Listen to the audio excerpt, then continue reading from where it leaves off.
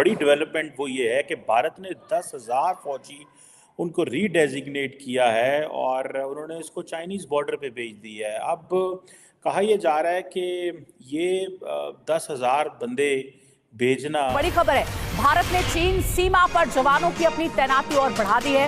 सूत्रों के हवाले से अहम जानकारी, उत्तराखंड से लेकर हिमाचल तक जवानों की तैनाती बढ़ा दी गई है। करनी है आपसे कि अमेरिका जहां पे आप बैठे हुए हैं वहां पे एक तो सुपर ट्यूसडे था और हमने देखा कि ट्रम्प साहब जो हैं वो निकी हेली को बहुत पीछे छोड़ गए हैं और एक तो ये बताएं कि ट्रम्प के जो कि बड़े पॉपुलर हैं, अमेरिकी सुप्रीम कोर्ट ने भी बल्कि ये कहा है कि ये अवाम की अदालत फैसला। भारत चीन सीमा पर पहले से ही 9,000 सैनिक तैनात है, लेकिन अब कहा जा रहा है कि सैनिकों की संख्या में इजाफा किया गया है। ये बहुत बड़ी खबर आपको हम दे रहे हैं। चीन सीमा पर भारतीय जवानों की तैनाती और बढ़ा दी गई। ये इट्स नॉट गुड कि इंडियन ट्रूप्स जो हैं वो हिमालयन बॉर्डर एरिया में आ रहे हैं, इससे टेंशन्स कम नहीं होंगी। कौन ज़्यादा परेशान है? इंडिया, जारी बात है, India has a right in a sense कि वो अपने फौजी या ट्रूप्स बढ़ा सकता है।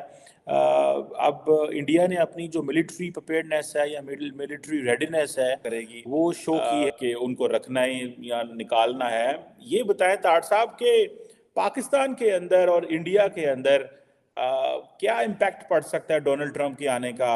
डोनाल्ड ट्रंप तो इंडिया में आए थे तो वो हुआ था, एक बड़ा जश्न उन्होंने मनाया था। हेलो, जय हिंद दोस्तों।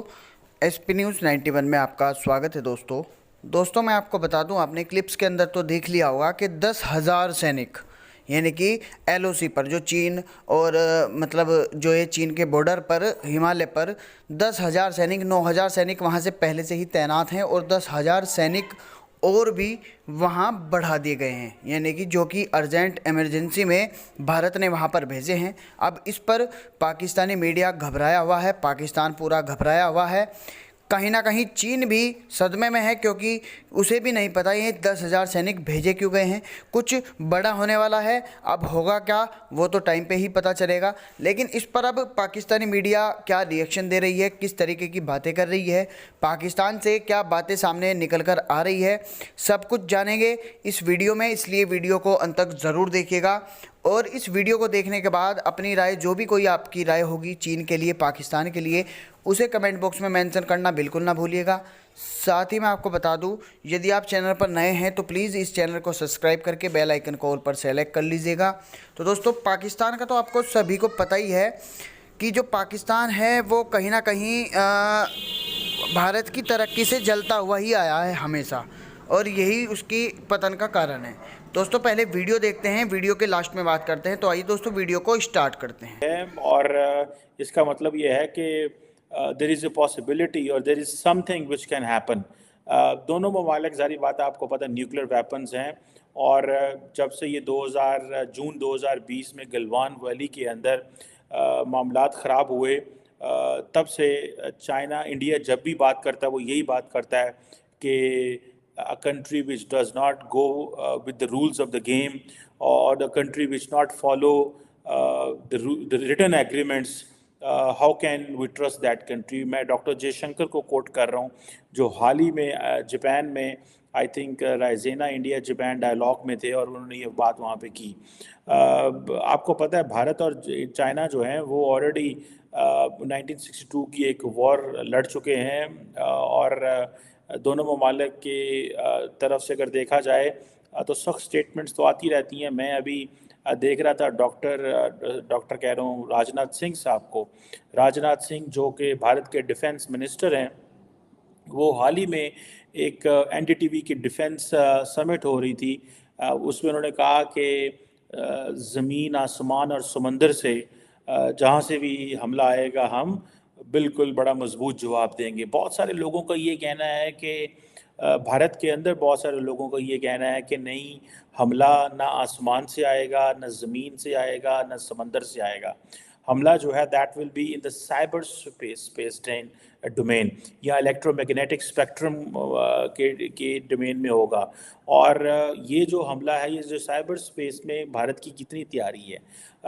अब इसमें जारी बात है, ये एक बड़ी, जिसे आप कह लें कि एक अनदर क्वेश्चन है। कई लोगों का कहना ये भी है इंडिया के अंदर कि ज़्यादा जी इंडियन पॉलिटिशियंस और डेमोगॉग्स, वो ज़्यादातर आवाम को, पब्लिक को खुश करने के लिए बड़ी बड़ी स्टेटमेंट्स दे देते हैं, बट ऑन ग्राउंड उस तरह की जो प्रिपेयर्डनेस नहीं है। लेकिन इस बात में तो सच्चाई मुझे लगती है, देयर इज़ अ पॉसिबिलिटी कि जो जंग है वो साइबर स्पेस डोमेन में होगी, क्योंकि हर मुल्क जब वो लड़ता है तो वो अपनी स्ट्रेंथ पे काम के ज़रिए हमला करता है। वो इस चीज़ पे हमला नहीं करेगा कि जो है वो अगले को देखना है उन्होंने। सो ये क्वेश्चन ज़रूर मौजूद हैं। फॉर एग्ज़ाम्पल, अगर इंडिया और चाइना जो है, चाइना और मालदीव जो है, उन्होंने एक मिलिट्री असिस्टेंस का एक एग्रीमेंट साइन कर लिया है। Obviously that is a messaging for India, इसके ऊपर हम पहले बात कर चुके हुए हैं। इसी तरह जो अमेरिका है वो बड़ा परेशान है इस सेंस में कि चाइना जो है वो एक मिलिट्री बेस कंबोडिया में फंड कर रहा है। और ये जो नेवल बेस है जब कंबोडिया में बनती है, और ये सिर्फ अमेरिका नहीं, बहुत सारे और मुल्क भी कहते हैं कि ये एक चैलेंज बन सकता है उनके लिए।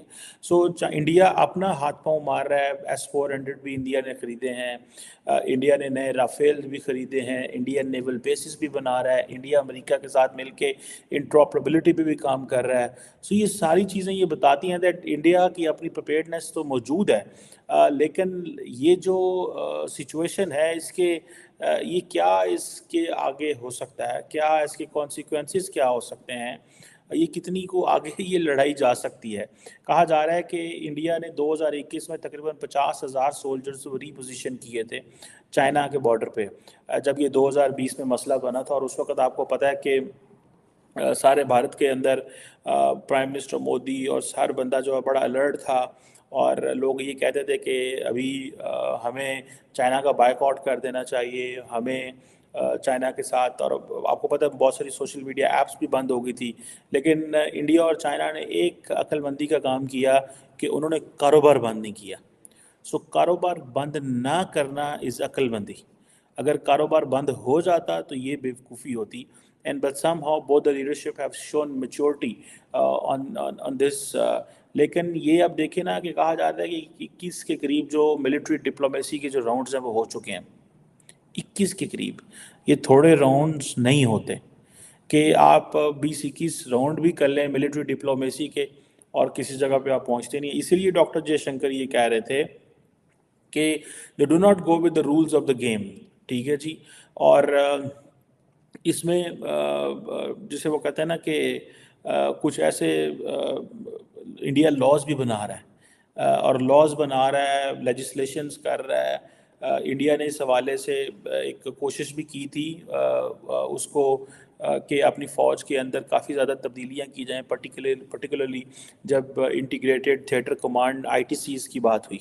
और ये जो तीनों मिलिट्री सर्विसेज हैं, इनको शख्स वाहिद जो है वो 12 साल एस्टेब्लिशमेंट को कंट्रोल करे तो फिर वो बहुत पावरफुल हो जाता है। एस्टेब्लिशमेंट क्या, डिपार्टमेंट ऑफ जस्टिस, FBI एजेंसियों को कंट्रोल करे तो वो बहुत पावरफुल हो जाता है। और इस वक्त अमेरिका की जमहूरियत को सबसे बड़ा खतरा जो है वो एस्टेब्लिशमेंट से। साथ में उसको सपोर्टिंग आर्गूमेंट ये दूंगा कि कल इलान मस्क ने भी ट्वीट किया है कि इस वक्त पूरी दुनिया के अंदर गवर्नमेंटें और एस्टेब्लिशमेंट स्ट्रांग हो रही है, और नुकसान किसका है? जनरल मैसेज का और वोटर्स का नुकसान। उसको अगर आप दूसरे लफ्जों में अथॉरिटेरियनिज्म की राइज देखें, दूसरे लफ्जों में आप पॉपुलरिज्म की राइज देखें, लेकिन ये सारी चीजें अगर देखी जाए तो this is anti democratic values. अब यही 3 साल कुछ नहीं कहा गया डोनाल्ड ट्रंप को। जो ही वो कैंडिडेट बनते गए, जो ही उनके पोल आए, तो डिपार्टमेंट ऑफ जस्टिस ने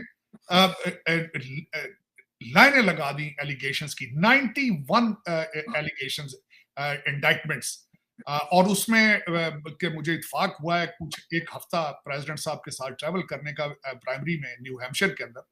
तो वो मैं उसमें खासकर उनके साथ जब मैं स्पीचेस सुनता था, उन्होंने एक दफा कहा कि मेरे ऊपर जो है हमारे यहाँ शिकागो के बहुत बड़े गैंगस्टर थे, उनसे भी ज्यादा मेरे ऊपर एलिगेशन मौजूद है। तो एक लगता है कि जिस तरह अनइलेक्टेड रूलिंग एलीट जजेस, secretaries of states, attorney generals जो कि कुछ अपॉइंटेड होते हैं, जजेस जिनको अपॉइंट किया जाता है, वो बैलेट का फैसला करना चाहते थे। 9-0 का फैसला आना एक बहुत बड़ी बात। लेकिन उससे आगे चलते हैं। जितनी ज्यादा इंडाइटमेंट की जा रही थी, Donald Trump was looking victim, उनकी पॉपुलैरिटी में इजाफा हो रहा था। इस वक्त डोनाल्ड ट्रंप का सबसे बड़ा इख्तियार क्या है? वो इख्तियार बाइडेन की 4 साल की परफॉर्मेंस है। इस वक्त उनका सबसे बड़ा हथियार क्या है? रेड सी है, जहां पे वो नाकाम है। उनका हथियार क्या है? फॉल ऑफ काबुल है। उनका हथियार क्या है? डी डॉलराइजेशन है। उनका सबसे बड़ा हथियार क्या है? वो मैक्सिकन बॉर्डर है, सदर्न बॉर्डर है। बल्कि मैं आपको खुद अपनी पर्सनल बताना चाहूंगा।